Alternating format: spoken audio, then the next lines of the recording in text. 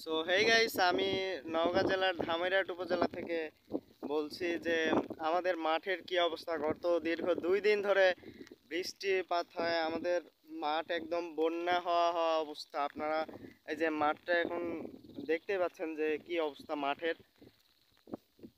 তো 2 দিন ধরে বৃষ্টি হচ্ছে, রাতে হচ্ছে, দিনে হচ্ছে, আবার সব সময় বৃষ্টি হচ্ছে। তো কি অবস্থা হবে। আর তো মাঠটা আপনারা ভালো করেই দেখতে পাচ্ছেন, তার পিছনের ক্যামেরা দিয়ে একটু দেখাই।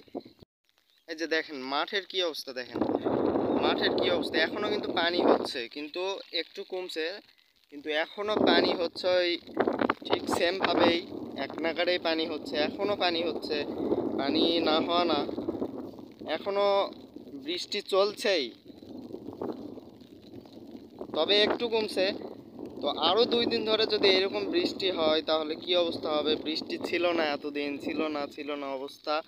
আজকে 2 দিন ধরে, গত 2 দিন ধরে এমন বৃষ্টি হওয়া হচ্ছে যে মাঠ পুরাই ডুবে গেছে। মাঠে পানি ছিল না, সেই মাঠ এখন চয়ময় করতেছে। দেখেন কি অবস্থা। তাহলে তো আপনাদের এলাকার কি অবস্থা সবাই কমেন্টে বলবেন, যে আপনাদের এলাকাও কি এইরকম পানি হচ্ছে কি না সেটা বলবেন। আমার জানা মতে পুরা বাংলাদেশই হচ্ছে, আমাদের বাংলাদেশে পুরাই হচ্ছে আমার জানা মতে। তো সবাই কমেন্টে এসে বলবেন যে আপনাদের গ্রামের কি অবস্থা। ভালো থাকবেন।